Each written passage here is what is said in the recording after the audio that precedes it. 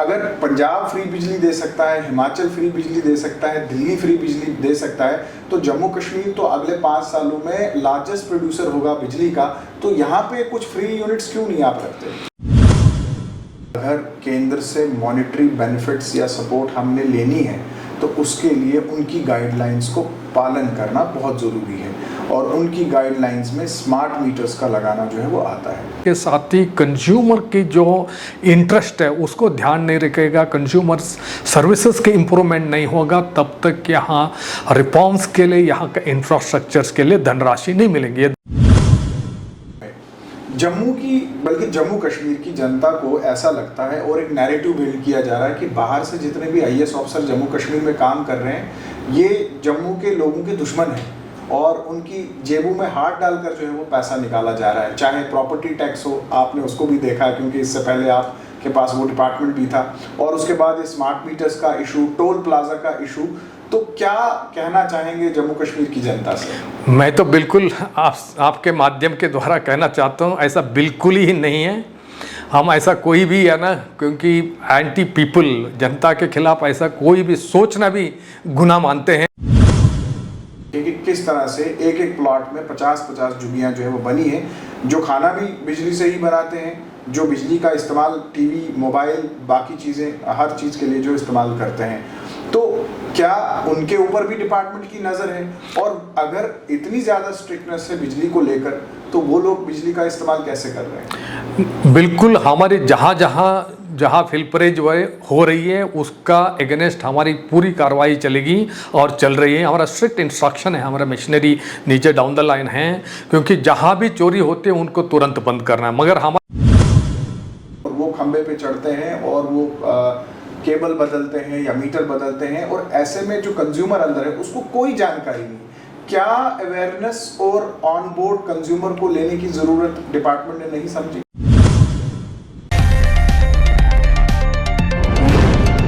News now देखने वाले सभी दर्शकों का स्वागत है। आप देख रहे हैं स्पॉटलाइट और मैं हूं फहीम। स्मार्ट मीटर्स को लेकर जम्मू की जनता भले ही नाराज़ हो और जम्मू कश्मीर के जनता के मन में बहुत सारे सवाल हों, लेकिन वहीं दूसरी तरफ सरकार ये पूरी कोशिश कर रही है कि उनके मन के जो सवाल हैं उनके जवाब जो है वो ज़रूर दें। प्रोग्राम में आज हमारे साथ मेहमान हैं principal secretary PDD H Rajesh Prasad ji, जिनसे हम स्मार्ट मीटर्स के बारे में बात करेंगे। आपका प्रोग्राम में स्वागत है। नमस्कार, बहुत बहुत धन्यवाद। प्रसाद साहब, स्मार्ट मीटर्स तो एक लंबे अरसे से लग रहे हैं। मेरी जानकारी के मुताबिक तो अभी तक लगभग 4 लाख स्मार्ट मीटर्स जो है वो लग चुके हैं। इसका मतलब जम्मू के लोग स्मार्ट मीटर्स के अगेंस्ट नहीं हैं, लेकिन अब स्मार्ट मीटर्स की जो रीडिंग आ रही है कहीं ना कहीं वो एक चिंता का विषय जो है वो बन रही है। तो कल भी आपने एक प्रेस कॉन्फ्रेंस की और कल आपने एक बात बिल्कुल साफ कर दी कि अगर केंद्र से मॉनेटरी बेनिफिट्स या सपोर्ट हमने लेनी है तो उसके लिए उनकी गाइडलाइंस को पालन करना बहुत ज़रूरी है, और उनकी गाइडलाइंस में स्मार्ट मीटर्स का लगाना जो है वो आता है। सबसे पहले आपसे इसी का जवाब जानना चाहूँगा। जी, आपने सही फरमाया, क्योंकि ये जो 4 लाख के करीब smart meters Jammu and Kashmir में जो अभी तक लग चुके हैं, पिछले 1.5 साल से ये लग रहे हैं। लगातार हमारी जो स्मार्ट मीटर लगाने की प्रोग्राम पूरे जम्मू कश्मीर में जो 22 लाख जो कंज्यूमर हैं सबको लगाने की हमारी प्रोग्राम है। अगले 2 साल के अंतर्गत उसकी जो पूरे सभी कंज्यूमर को लगाने की हमारी जो टेंडरिंग प्रक्रिया हो चुकी है, अभी वर्क अवार्ड होने वाला है। ऑलरेडी 6 लाख कंज्यूमर का वर्क अवार्ड हो चुका है। ये जो स्मार्ट मीटर्स कोई नई बात नहीं है, चाहे JNK में पिछले 1.5 साल से हम लगा रहे हैं और दूसरे स्टेट्स में भी काफ़ी हद तक ये लग रहे हैं। जैसे यूपी में 12 लाख से ज़्यादा लग चुके हैं, बिहार में लग रहे हैं, गुजरात में लग रहे हैं, असम में काफ़ी लग चुके हैं। सारे हिंदुस्तान में जो ट्रेडिशनल मीटर्स को हटा के नए स्मार्ट मीटर्स लगने की कार्यक्रम चल रहा है। ये एक दिशा से एक नए न्यू जनरेशन मीटर से ये न्यू रिफॉर्म्स है, क्योंकि सेंट्रल गवर्नमेंट ने एक RDSS यानी रिवैम्प्ड डिस्ट्रीब्यूशन सेक्टर स्कीम हाल ही में चालू किया है। उस स्कीम के अंतर्गत अगर हमें फाइनेंशियल सपोर्ट लेना है तो उसको रिफॉर्म्स और परफॉर्मेंस उन्होंने लिंक कर दिया है।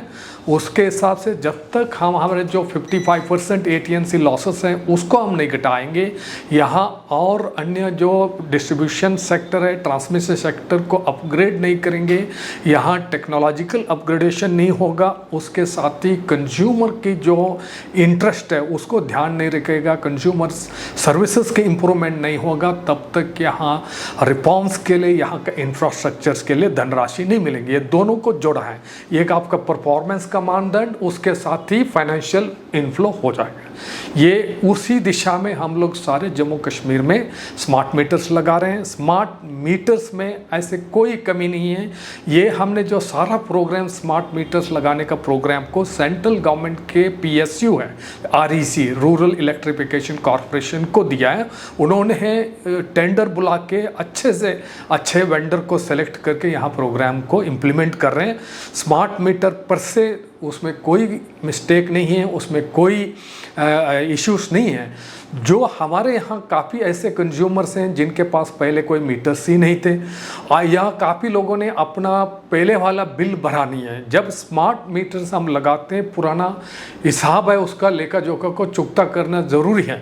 जब उनको जो पुराना वाला जो बकाया बिल जब अभी स्मार्ट मीटर के बिल के साथ जोड़ के देखने से उनको लगता है कि कोई बिल ज़्यादा लग रहा है, एक्चुअली ये पुराना बिल है। हमने हाल ही में निर्देश भी दिए हैं सारे हमारे जो तंत्र हैं सरकारी तंत्र को, जो PDD डिपार्टमेंट का, जो पुराना बिल और जो स्मार्ट मीटर का बिल दोनों को अलग रखें, क्योंकि लोगों को इस वजह से कोई गलतफहमी ना हो, क्योंकि पुराना बिल वह अलग से चुका है और नया स्मार्ट मीटर का बिल स्मार्ट मीटर के जो प्रीपेड एनेबल करने के बाद उनको जो ऐप में दिखाई देगा, हर दिन का कंज्यूमर उनको जो कंजम्पशन उनको उसमें वाकिफ होगा। प्रसाद साहब, यहाँ पे ये बात मैं ज़रूर पूछना चाहूँगा कि पुराना बिल पेंडिंग क्यों रहा? मतलब तब भी तो आपके जो मीटर रीडर्स थे वो आते थे, अगर उन्होंने डिपार्टमेंट को रीडिंग नहीं भेजी तो ये गलती तो उनकी है।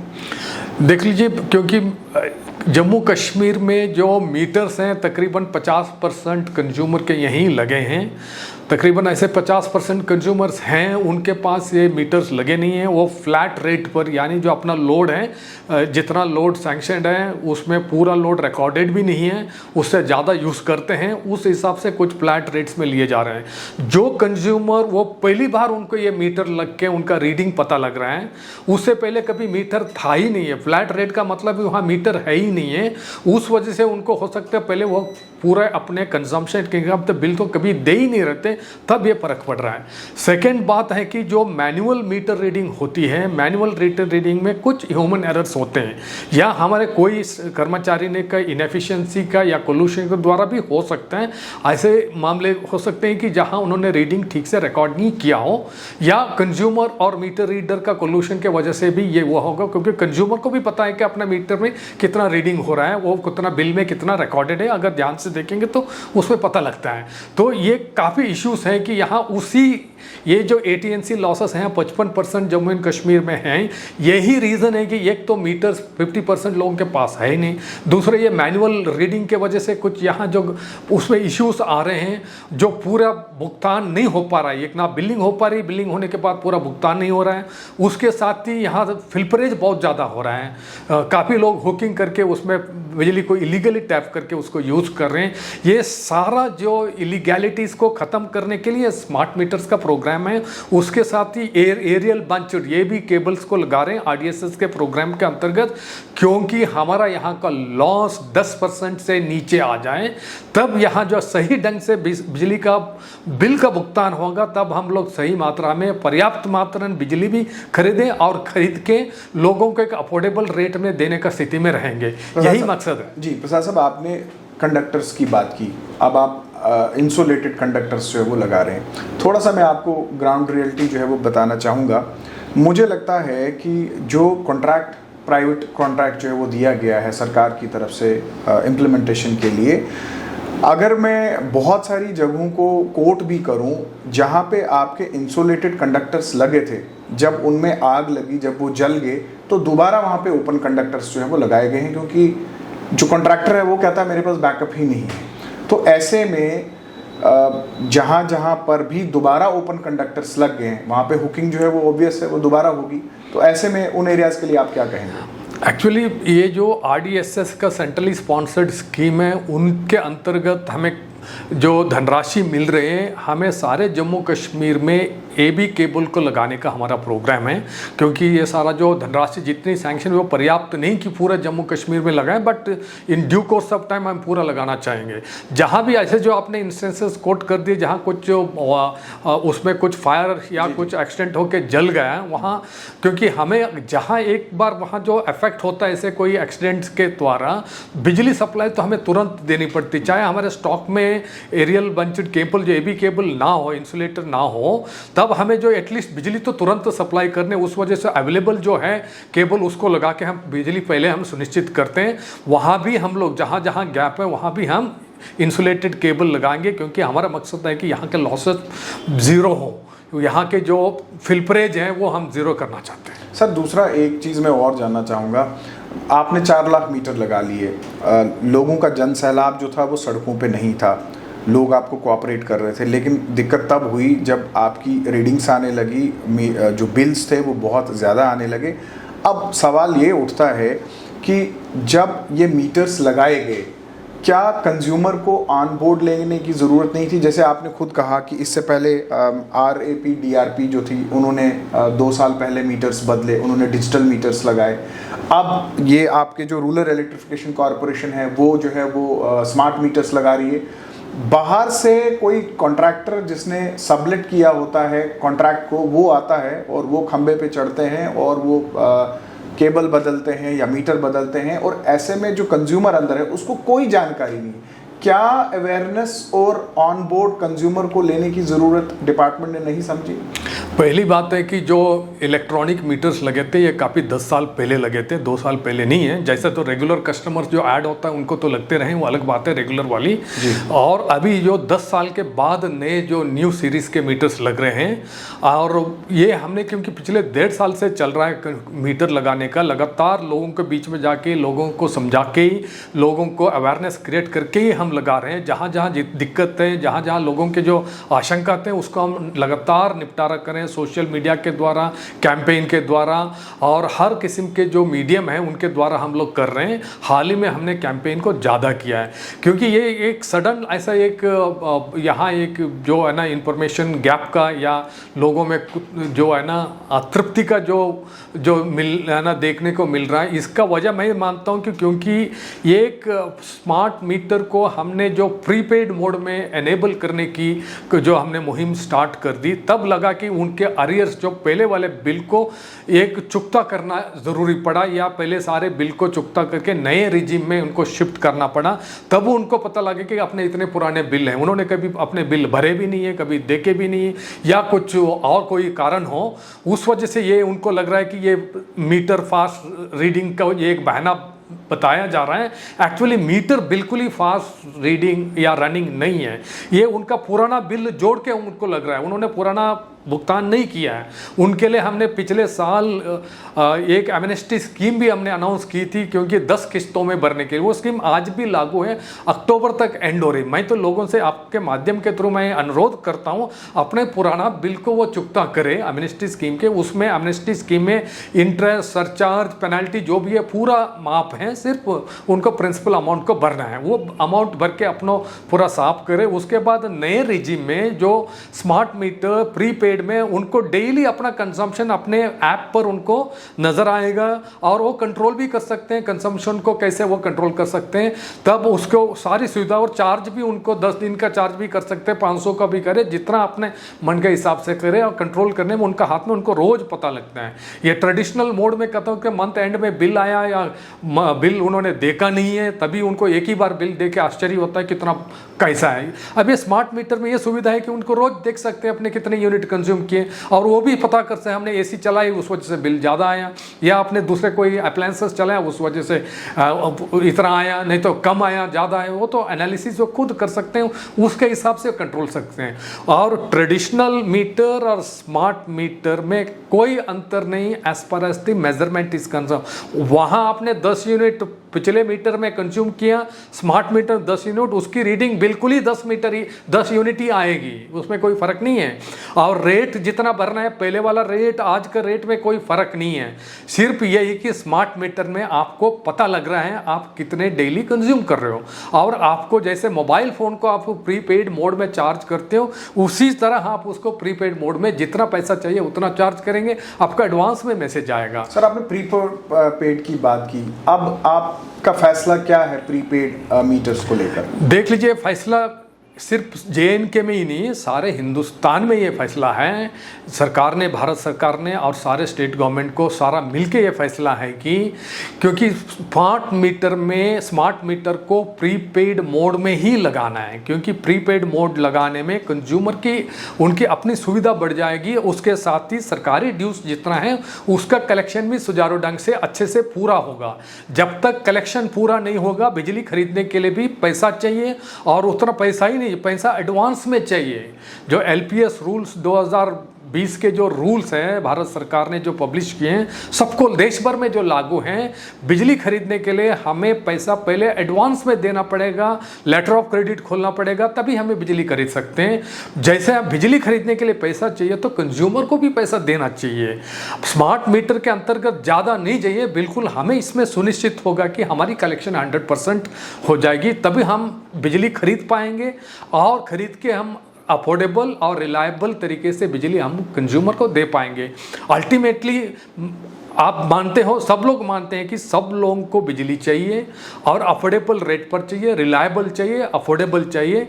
कोई भी नहीं चाहता कि बिजली कट हो जाए, लोड शेडिंग हो जाए, गर्मी के सीज़न में या ठंड का सीज़न में भी अगर हमें बिजली चाहिए तो बिजली का भुगतान तो ज़रूर करना है, ज़रूर। अगर यहाँ 55% लॉसेस होते हैं JNK में, हमारे जो पुराना वाला जो ड्यूस 31,000 करोड़ लोन सरकार ने ले लिया है जो पुराने लॉसेस को भरने के लिए। जब ये पुराने लॉसेस को 31,000 भरना एक बहुत बड़ी बात है। अगर हमारी लॉसेस 55% लॉसेस लगातार कंटिन्यू हो जाएंगे, ये बकाया और ज़्यादा बढ़ेगा, और ज़्यादा लोन मिलने वाला नहीं है। इसका परिणाम यही है कि यहाँ जम्मू कश्मीर में ब्लैकआउट हो जाएगा, यहाँ लगातार लोड शेडिंग हो जाएगी। कोई भी कंज्यूमर, कोई भी पब्लिक नहीं चाहेगी यहाँ लोड शेडिंग हो, यहाँ बिजली ना मिले। यहाँ की इंडस्ट्री चलने के लिए बिजली चाहिए, यहाँ का होटल चलने के लिए चाहिए, यहाँ का टूरिज्म बढ़ाने के लिए चाहिए, कमर्शियल के लिए चाहिए, रेजिडेंशियल के लिए भी चाहिए। हर चीज़ के लिए, इकोनॉमिक एक्टिविटी के लिए, रोज़मर्रा जिंदगी के लिए बिजली एक बहुत ही इंपॉर्टेंट चीज़ है, एसेंशियल है।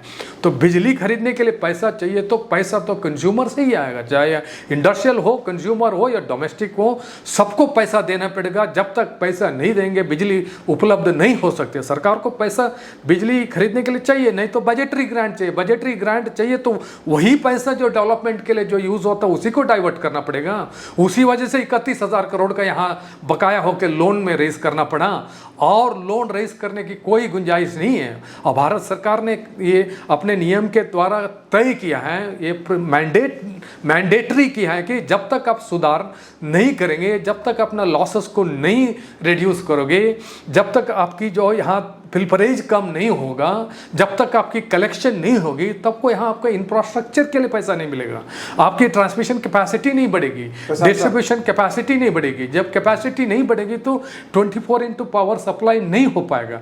तो इसी को सुनिश्चित करने के लिए हम ये रिफॉर्म्स को लागू कर रहे हैं, कंज्यूमर का हित में हम कर रहे हैं। प्रसाद साहब, मेरी जानकारी के मुताबिक जम्मू कश्मीर में तकरीबन 1.5 लाख लेबर है जो आती जाती है, माइग्रेटरी लेबर्स जिनको हम कहते हैं, सीजनल लेबर्स, और हर मोहल्ले में, हर वार्ड में उनकी अच्छी खासी तादाद जो है वो देखने को मिलती है, उनकी झुग्गियाँ वगैरह जो वहाँ पे बनी है। और हम अभी बात कर रहे थे कि हुकिंग है, चोरी है, बहुत ज़्यादा है। लेकिन अगर आप देखेंगे, अगर आप आज भी चाहेंगे, आप कुछ वार्ड्स का दौरा करें, आप देखेंगे किस तरह से एक एक प्लॉट में 50-50 झुग्गियाँ जो है वो बनी है, जो खाना भी बिजली से ही बनाते हैं, जो बिजली का इस्तेमाल टीवी, मोबाइल, बाकी चीज़ें, हर चीज़ के लिए जो इस्तेमाल करते हैं। तो क्या उनके ऊपर भी डिपार्टमेंट की नज़र है? और अगर इतनी ज़्यादा स्ट्रिक्टनेस है बिजली को लेकर, तो वो लोग बिजली का इस्तेमाल कैसे कर रहे हैं?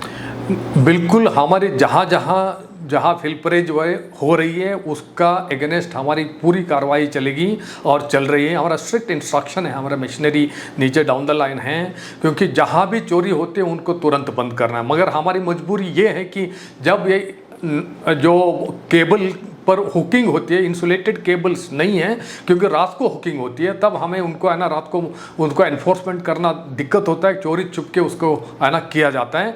उसी वजह से जो हमारे जो नए RDSS की स्कीम है, एरियल बंचिल का जो बंचड केबल है, AB केबल का एक बड़ा हिस्से में उनका उसको ऊपर इन्वेस्टमेंट किया जाएगा, स्मार्ट मीटर्स का, और उसके साथ ही एरियल केबल लगाने का बड़ा पैमाने का हमारा प्रोग्राम है, क्योंकि इसी चोरी को रोकने के लिए ये सुधार ऑफ कोर्स थोड़ा टाइम लगेगा उसको इम्प्लीमेंट का। ऑलरेडी टेंडर्ड है, वर्क चालू है, अगले 2 साल में या तकरीबन 3 साल में ये सारा काम पूरा होगा, क्योंकि ओवरनाइट तो नहीं होगा, ये टाइम लगेगा, क्योंकि ये इतने सालों से चल रहा है।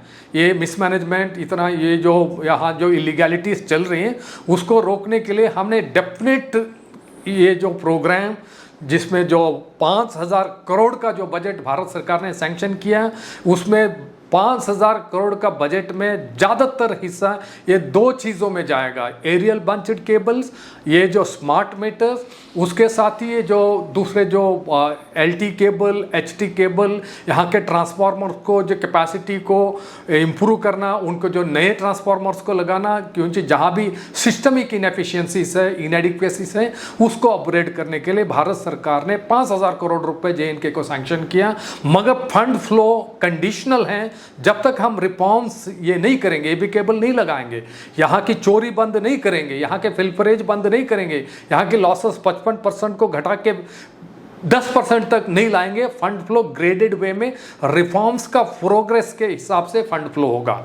क्योंकि उस दिशा में हमें JNK का लार्जर इंटरेस्ट में, JNK का पब्लिक का इंटरेस्ट में, यहाँ के इकोनॉमिक डेवलपमेंट के लिए, यहाँ का कॉमर्स, ट्रेड, यहाँ की इंडस्ट्री, यहाँ की टूरिज्म डेवलपमेंट के लिए, और उसके साथ ही यहाँ के कंज्यूमर को अच्छे बिजली अफोर्डेबल रेट में देने के लिए रिफॉर्म सख्त ज़रूरत है। अगर हम ये रिफॉर्म्स नहीं करेंगे, हम यहाँ के लोगों के साथ जस्टिस नहीं कर रहे हैं। अगर जी आप रिफॉर्म्स करें, हम बिल्कुल आपके साथ हैं, जम्मू कश्मीर की जनता आपके साथ है। आपने 5,000 करोड़ की अभी बात की कि आप बिजली का इंफ्रास्ट्रक्चर जम्मू कश्मीर में बेहतर करने के लिए 5,000 करोड़ जो है वो खर्चा करेंगे। मेरी आपसे ये गुजारिश है, आप करें खर्चा, लेकिन कम से कम क्वालिटी का ध्यान रखें। आपने जिस बंचिंग केबल की बात की, जिस AB केबल की आप बात करते हैं, आप उस AB केबल की हालत देख लीजिए, 1 साल में ही उसका जो इंसुलेटर है वो ख़त्म हो जाता है, या जहां केबल जलती है वहां दोबारा केबल डलती नहीं है। उसका रीज़न ये है कि जिन कॉन्ट्रैक्टर्स को जो है टेंडर दिया जाता है, वो कॉन्ट्रैक्टर्स जो है, ये तो कागज़ों में ज़रूर होता है कि उनके साथ AMC की जाती है, वो मेंटेनेंस भी देंगे, वो रिपेयर भी देंगे, लेकिन वो फिर चीज़ दिखती नहीं है। तो आप 5,000 करोड़ रुपए ज़रूर खर्चें, लेकिन अगर ट्रांसफार्मर 100 kV का है तो वो लोड 100 kV ही उठाना चाहिए। यहाँ पे रीत ये रही है, ट्रांसफार्मर 100 kV का है, वो लोड वो 30 kV का उठाता है। और उसके अलावा हर चीज़ में चोरी। इससे पहले हर पोल के ऊपर MCBs लगाए गए और उसमें भी करोड़ों खर्च हुए, लेकिन आज वही MCB और बॉक्स जो है वो जंग खा रहे हैं खंभों पर, वो आप कहीं भी देख सकते हैं। तो मेरी आपसे गुजारिश ये है कि जब आप 5,000 करोड़ रुपया खर्च करेंगे तो उसमें ट्रांसपेरेंसी होनी चाहिए, उसमें करप्शन नहीं होनी चाहिए। एब्सोल्युटली आपने सही फरमाया, बिल्कुल ही करप्शन का कोई भी सवाल ही नहीं है। हमने जो 5,000 करोड़ की जो टेंडरिंग है, मैं आपको आपके माध्यम से बताना चाहता हूं जनता को, क्योंकि 5,000 करोड़ में 2/3 यानी 3,500 करोड़ का काम सेंट्रल PSUs और महारत्ना जो PSU हैं उनके द्वारा नेशनल लेवल के टेंडर बुला के उसको लागू किया जा रहा है। उसमें NTPC है, इसमें पावर ग्रिड कॉरपोरेशन है, उसमें REC है। ये जो अच्छे महारत्ना कंपनीज हैं वो उनको पार्टिसिपेट कर रहे हैं। उनको भारत सरकार ने, हमने रिक्वेस्ट किया था, हमारे जो स्टेट गवर्नमेंट ने रिक्वेस्ट करने के बाद उन्होंने उनमें इन्वॉल्वमेंट उनकी है। उन्होंने टेंडर नेशनल लेवल पर बुलाया और अच्छे कॉन्ट्रैक्टर्स को ही लिया। सिर्फ 1/3 है हमारे जो डिस्ट्रीब्यूशन कंपनीज हैं, हमारे यहाँ ट्रांसमिशन कॉर्पोरेशन है, वो इम्प्लीमेंट करे। वो भी सारी टेंडर नेशनल लेवल के टेंडर बुला के पूरी ट्रांसपेरेंसी के साथ उसको पूरे स्टैंडर्ड बिडिंग डॉक्यूमेंट को यूज़ करके कर रहे हैं। कोई भी क्वालिटी मॉनिटरिंग करने के लिए project monitoring agency separately Bharat सरकार ने अपॉइंट किए हैं। सारे चेक्स एंड बैलेंसेस जो सरकारी तंत्र में हैं पूरे, उसको ऑडिटिंग का प्रोविज़न भी है, project monitoring, third party guarantee मतलब वेरिफिकेशन भी है, और अच्छे कंपनियों द्वारा अच्छे कॉन्ट्रैक्टर को लागू करके करें। अगर उसके साथ परफॉर्मेंस गारंटी भी है, अगर कोई भी अनियमितता पाई जाती है, कोई भी क्वालिटी में कमी पाई जाती है, हम तुरंत उसके खिलाफ कार्रवाई करेंगे, क्योंकि कॉन्ट्रैक्ट में पेनल्टी का प्रोविज़न भी है। तो उसमें मैं आपके बात से बिल्कुल सहमत हूं, क्योंकि ये फुल्ली ट्रांसपेरेंट है और ट्रांसपेरेंट होना भी चाहिए, क्वालिटी अच्छी होनी चाहिए। जितना पैसा हम खर्चा करेंगे वो परमानेंट अच्छे यहाँ की एक इंफ्रास्ट्रक्चर क्रिएट होनी चाहिए, और उस दिशा में हम लोग बिल्कुल ही सुनिश्चित करेंगे। प्रसाद साहब, बिल्कुल आखिर में, जम्मू की बल्कि जम्मू कश्मीर की जनता को ऐसा लगता है और एक नैरेटिव बिल्ड किया जा रहा है कि बाहर से जितने भी IAS ऑफिसर जम्मू कश्मीर में काम कर रहे हैं ये जम्मू के लोगों के दुश्मन हैं और उनकी जेबों में हाथ डालकर जो है वो पैसा निकाला जा रहा है। चाहे प्रॉपर्टी टैक्स हो, आपने उसको भी देखा क्योंकि इससे पहले आपके पास वो डिपार्टमेंट भी था, और उसके बाद ये स्मार्ट मीटर्स का इशू, टोल प्लाजा का इशू। तो क्या कहना चाहेंगे जम्मू कश्मीर की जनता से? मैं तो बिल्कुल आपके माध्यम के द्वारा कहना चाहता हूँ, ऐसा बिल्कुल ही नहीं है। हम ऐसा कोई भी है ना, क्योंकि एंटी पीपल, जनता के खिलाफ ऐसा कोई भी सोचना भी गुनाह मानते हैं। हमारा जो भी हर कदम, हर एक्शन होता है लार्जर पब्लिक इंटरेस्ट में ही होता है।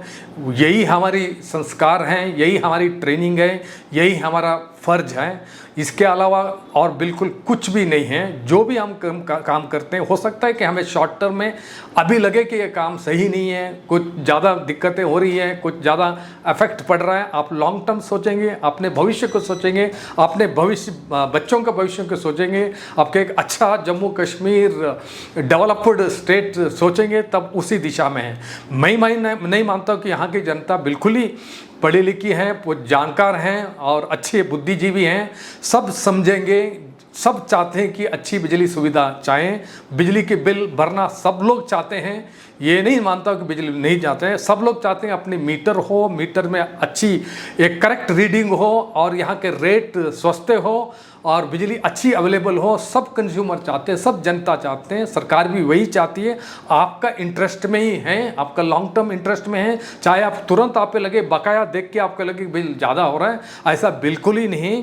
जब स्मार्ट मीटर लगेंगे तब आपको एग्जैक्ट रीडिंग आएगी। आप जितना कंज्यूम करेंगे उतना आपको देना पड़ेगा। बिना पैसा आपको बिजली नहीं मिल सकती है, क्योंकि सरकार को बिजली खरीदनी चाहिए। या अगर हम लोअर स्ट्रेटा जो BPL की बात करेंगे, लोअर इकोनॉमिक स्ट्रेटा की बात करेंगे, तब उनके लिए बिजली ऑलरेडी हम सस्ती दे रहे हैं। 1 रुपये 25 पैसे यूनिट पर दे रहे हैं। उससे नेक्स्ट स्लैग में हमारा 2 रुपये यूनिट है।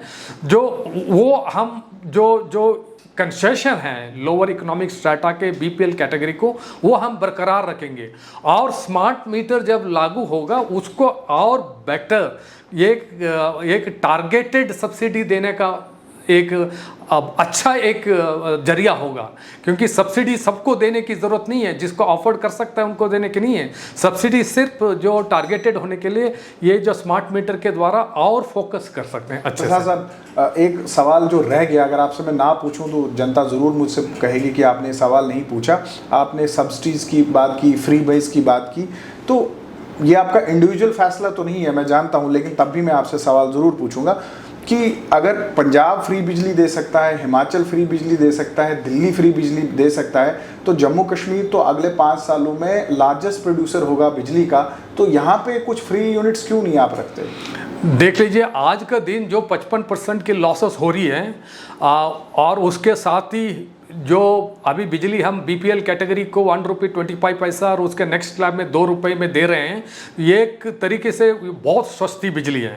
अन्य स्टेट में कहीं 200 यूनिट तक फ्री, जैसे दिल्ली और कर्नाटक में जो ऑलरेडी जो स्कीम चल रहा है, तो ये फैसला ऑफकोर्स मेरे लेवल में नहीं होगा, बट फ्यूचर में मैं कहता हूँ जब हमारी लॉसेस कम होगी और यहाँ की बिजली ऑलरेडी एक लोवेस्ट रेट चल रही है, सरकार कभी भी ऐसे एक स्कीम लागू कर सकती है सकती हैं। स्मार्ट मीटर मैंने कहा जब लगेंगे ये बेनिफिट को कंजम्पशन के हिसाब के, जिसका कंजम्पशन तुरंत पता लगेगा कि उसका कंजम्पशन 100 यूनिट है, 200 यूनिट है, 300 यूनिट है, पिछले 6 महीने का 1 साल का कंजम्पशन देके उस बेसिस में उसी कंज्यूमर को हम टारगेट कर सकते हैं। एक स्ट्रोक में स्मार्ट मीटर का डेटा को लेके एक स्ट्रोक में कौन कंज्यूमर जिसको 200 यूनिट से कम कंज्यूम कर रहा है एवरेज 6 महीने में 1 साल में, उसको आज से ये कंसेशन मिलेगा कर तय करने के लिए सरकार को बहुत ही आसान होगा। क्योंकि ये इसमें डिस्प्यूट नहीं है कि ये बीपीएल कैटेगरी का है, इस कैटेगरी का, उस कैटेगरी का, उसको मिल रहा है, इसको नहीं मिल रहा है, क्योंकि पिछले 6 महीने का कंजम्पशन की फिगर है, उस बेसिस में तय कर सकते हैं। ये फैसला फ्यूचर का है। मैं मानता हूं कि जब हमारी लॉस 55% घट के 10% आएगी, तब सरकार के पास बहुत बड़ा एक क्वेश्चन होगा इस ऐसे फैसले लेने के लिए। आज का दिन ऐसे फैसले लेने के लिए क्वेश्चन नहीं है, क्योंकि 31,000 करोड़ का बकाया है और बिजली खरीदने के लिए हमें पैसा और चाहिए, क्योंकि 55% लॉस भी हो रहा है। ये जब लॉस कम होगा तब ये फ्री बिजली देने के लिए भी यहाँ की सरकार सख्त हो जाएगी। प्रसाद साहब, आपने समय दिया, हमारे सवालों का जवाब दिया, आपका धन्यवाद। बहुत बहुत धन्यवाद। तो ये थे हमारे साथ प्रिंसिपल सेक्रेटरी पीडीडी एच प्रसाद। और आपने एक बात तो बिल्कुल साफ सुन ली कि जम्मू कश्मीर की राजनीतिक पार्टियां जो मर्जी कहें, जो मर्जी वादे आपसे करें, लेकिन पीडीडी की बात बिल्कुल साफ है, भैया बिजली जलाओगे तो पैसा देना होगा।